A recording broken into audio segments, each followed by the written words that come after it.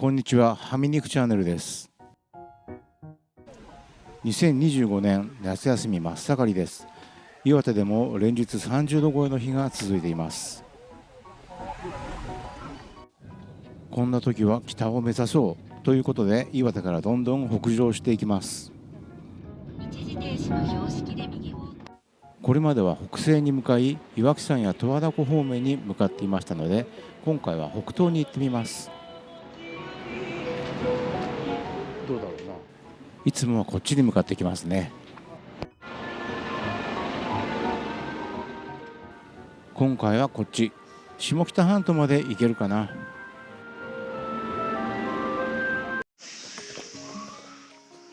国道4号線を北上していくと、なんとなく北東に進みます。途中で北上川の源流という看板がありました。暑いな。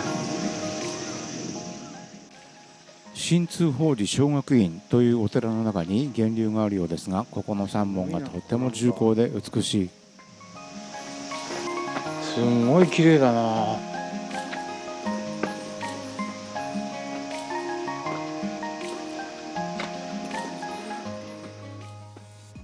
平安時代初期に坂上田村麻呂将軍が祈願所として建立し、その一族である宋の両家が開いたと伝えられています。すごい綺麗。葉の一枚一枚が光を透かし、風に揺れるたびにきらめきを放ちます。なんか綺麗な水が湧いてきそうです。平安時代後期、前9年の役の際、八幡太郎義家が湯はずで言わずをついたところ、清水が湧き出て炎天下に苦しむ兵馬を救ったという伝説の泉。これが北上川の源流なんですね。ドライブ休憩にはぴったりの場所でした。国道4号線から500メートルほど入ったところ、休憩に立ち寄ってみてはいかがでしょうか。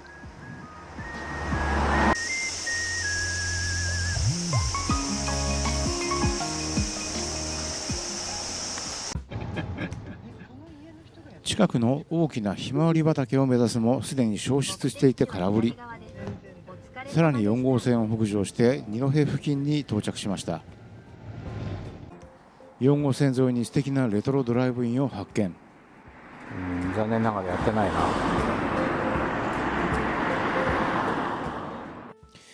と思ったらお盆中は休みのようです。Google マップには廃業と表示されていますが、本当はどうなんでしょう。一度寄ってみたいところですね。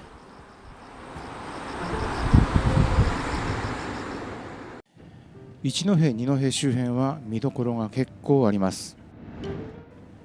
名誉住職瀬戸内寂聴氏がいらっしゃった天台寺は一度は訪れる価値のある素晴らしい場所です。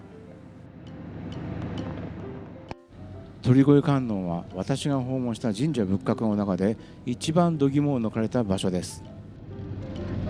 北国旅館、慈覚大師が回帰し、観音像50メートルの絶壁の洞窟に安置したそう。ここに来る道がすごい。その他、敦煌稲荷神社やホタルで有名な爪折岳などありますが、行ったことがあるので今回は素通りです。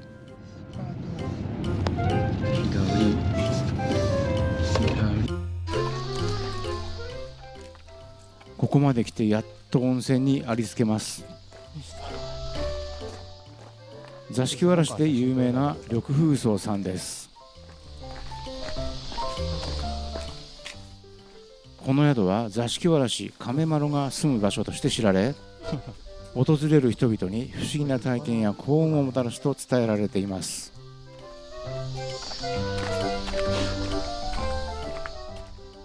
緑風荘の開業は1950年で、座敷わらしの伝説は古くから語り継がれています。そうそう。南朝の醍醐天皇に仕えていた藤原の阿孫藤房が南北朝戦争に敗れ、岩手県二戸市に落ち延びました。すごい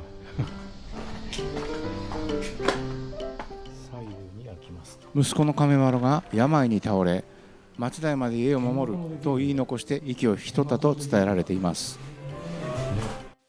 その後、亀丸は緑風荘の奥座敷に現れるようになったとされていますが、座敷わらしは飛びついた家や目撃した人に幸運をもたらすとされますが、この目撃者たちがすごい。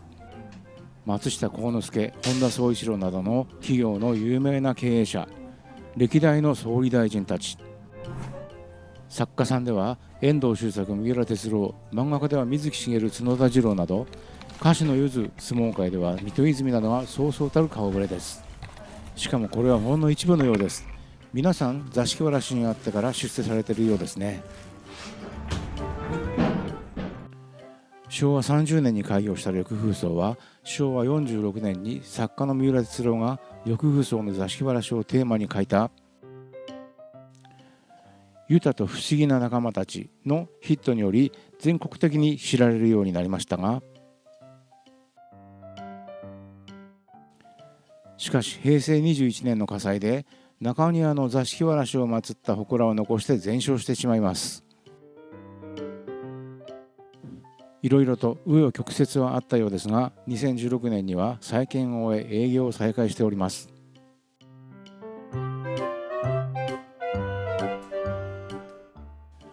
現在の緑風荘はとても座敷わらしが出るような雰囲気ではありませんが、ちゃんと今でも会うことができるようです。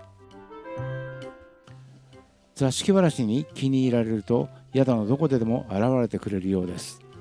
写真などにオーブと呼ばれる白い光が現れたりします。この土地から出世はしなくてもいいけど、ちょっと見てみたいですね。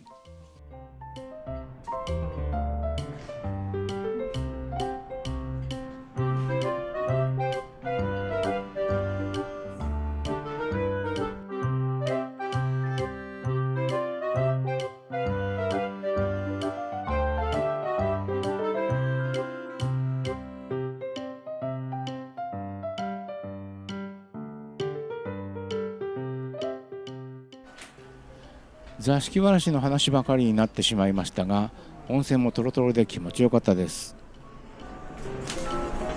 何まんじゅう？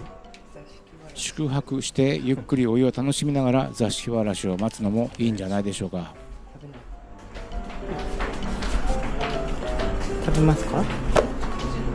座敷わらしの文字が入ってるわけじゃん。緑風荘からさらに北に向かっていきます。最近スタンプラリーを始めたので、道の駅があればスタンプをゲットしていきます。なんとここはあの11匹シリーズの作者が名誉町民だとか。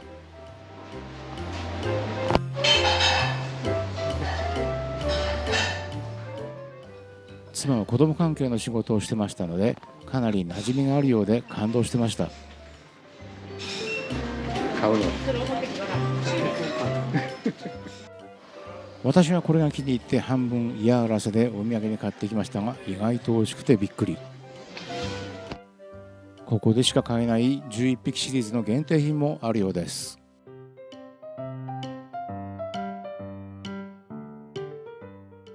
緑風荘からさらに北上地三戸に入ると温泉がありました。2022年に廃業し2年後に復活した駒温泉です。燃料の鉱物などから採算が合わなくなり仕方なく廃業した温泉を今のオーナーが復活させました。三戸町唯一の公衆浴場ということで、住民の方からの要望も大きかったようです。サウナも増設されており人気のよう。泉質はナトリウム塩化物泉、源泉温度は25度なので加熱されてます。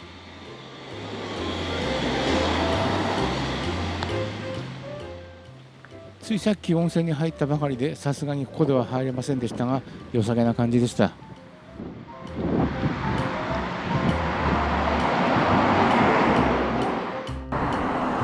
っと今入れないな。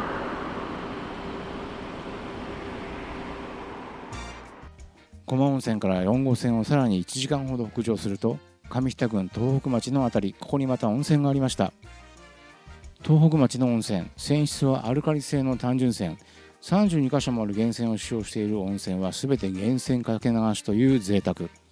東北町のホームページにはモール温泉小川原湖温泉郷と記載がありました。モール温泉もあるんですね。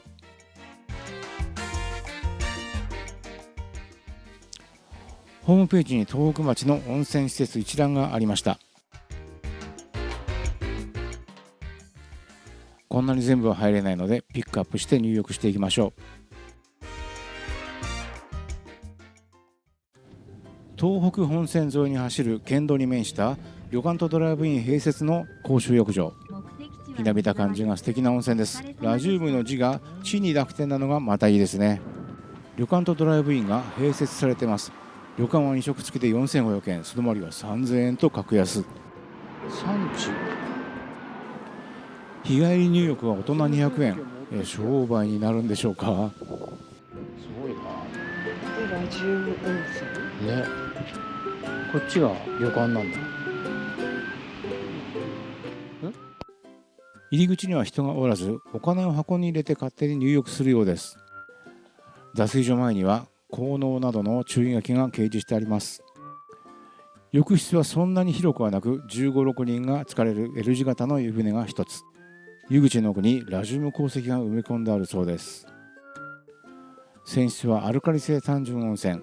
遠目には黒く見えますが茶色がかったお湯。ぬるめで気持ちよかった。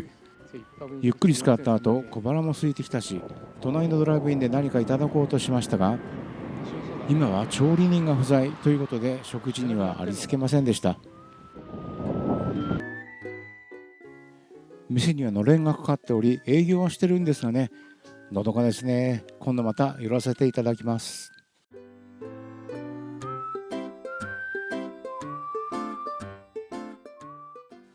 県道8号線沿いの JR 小河原駅前にある町内一ぬるい温泉。長湯に適しており湯冷めしにくいとか。湯船の上からジャバジャバ注がれる湯はアルカリ性単純温泉で量もほどほどにあるようです。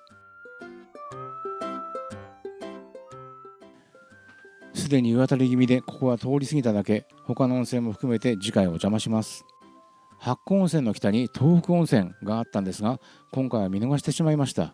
後で見たら日本一黒いモール温泉だったようで惜しいことしてしまった。いよいよ下北半島に突入しますが、すでに日が暮れそうです。とりあえず今日は菜の花で有名な横浜町周辺で車中泊します。前から行きたかった野営場へ。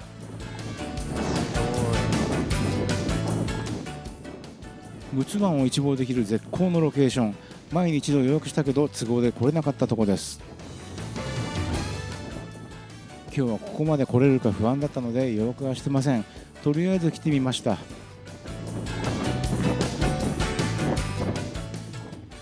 天候もよく絶景の陸奥湾が拝めます。この開放感半端ないですね。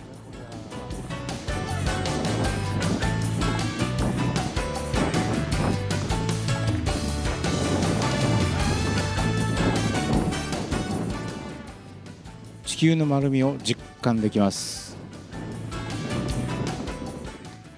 ここがキャンプ場。だいたい5針ぐらいがちょうどいいでしょうか。ソロ専用の時もあったようですが、今は2名くらいなら受け入れてくれているようです。あいにく今日はお盆休みで受付が空いてません。前の駐車場で車中泊します。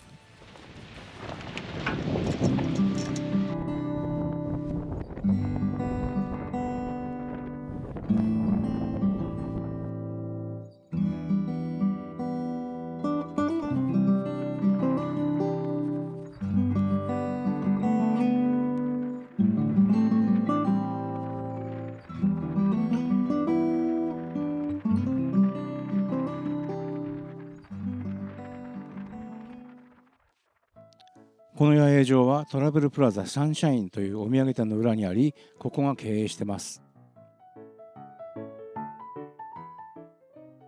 各種お土産を取り揃えてあり、特にホタテ商品、リンゴ商品、菜の花商品などが豊富です。しかも新鮮なホタテの販売もしており、購入したホタテをキャンプ場でいただくことができたり、オーナーの趣味で希少なウイスキーの量り売りもなさってる夢のような場所です。50年以上の歴史がある食堂もあるようですが、今日はお休みで全て空いてませんでした。しかし心配ご無用、野営場の敷地にローソンがありますので、ここで大抵の買い物は用が足ります。私たちも今晩はローソンさんのお世話になります。電子レンジ、これは車中泊では結構便利。美味しそう。今日かな。どうなんだろ緑のものが何にもない。我々の年代にしては高カロリーな夕食、美味しくいただきました。ご飯食べてる間にこんなに綺麗になってた。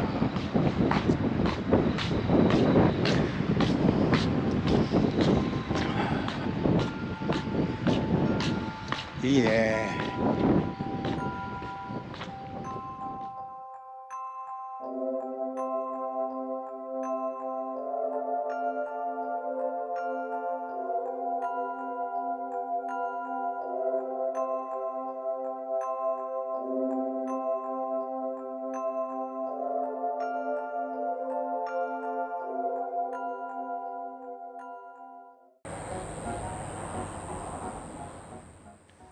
今日もいい天気です。真っ青な海の向こうに陸奥の町が見えてます。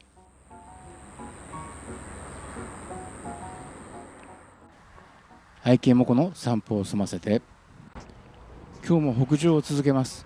前から行きたかった場所へ。実はこの近くに日本一の砂丘があると聞いて、前から行ってみたかったんです。下北半島の一番右上の端っこのあたり、自衛隊の射撃練習場で一般人は入れないようですが、一部見えるところがあるということで向かってます。なんともまっすぐで何もない道が延々と続きます。岩手県も田舎なので何もない道には慣れてますが、ここは雰囲気が全然違う。ちょっと危険な感じ。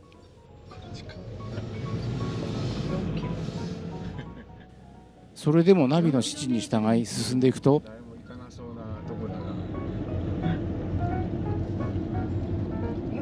今まで来た道だってそうだよね。きっとここに行く人以外は通んない。そうだな。ずっと向こうまでここから降りていけるから。でも射撃演習場だから、あ、そうなの？うん、危ないんだよね多分。なんか砂丘っていうか砂浜だな。って感じだね。やっぱり難しいよねその違いが。その他に少し見ることができるポイントがありましたが、やはり砂浜感が強い。ちょっと期待しすぎたようですね。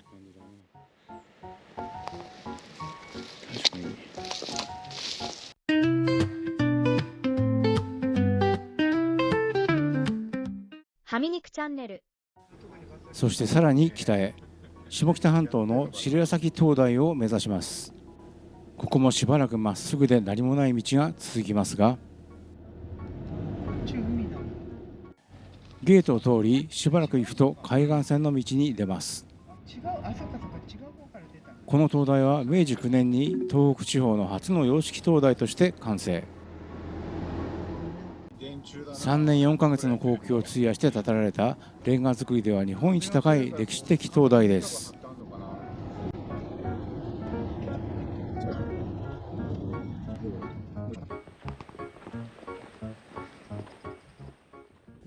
先端というイメージから切り立った断崖の上にあるのかと思ったら、意外に平地にあるんですね。津軽海峡を横目に気持ちの良い景色が広がっています。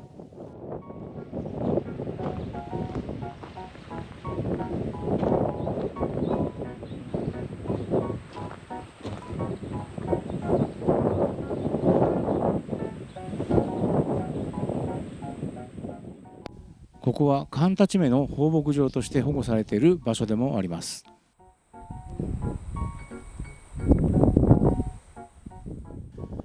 カンタチメバは今は充血種が途絶えてしまった日本の在来馬南部馬の血を引き、小さめですが足腰がしっかりしていて、いかにも力仕事をこなしてくれそうな体格をしています。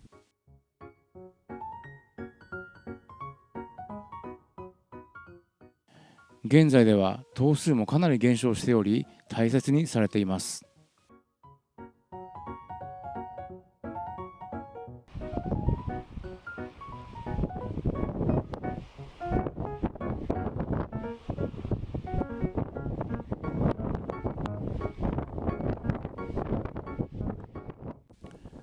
それにしてもいい景色です。白い灯台がこんなに映える場所は他にないんじゃないでしょうかね。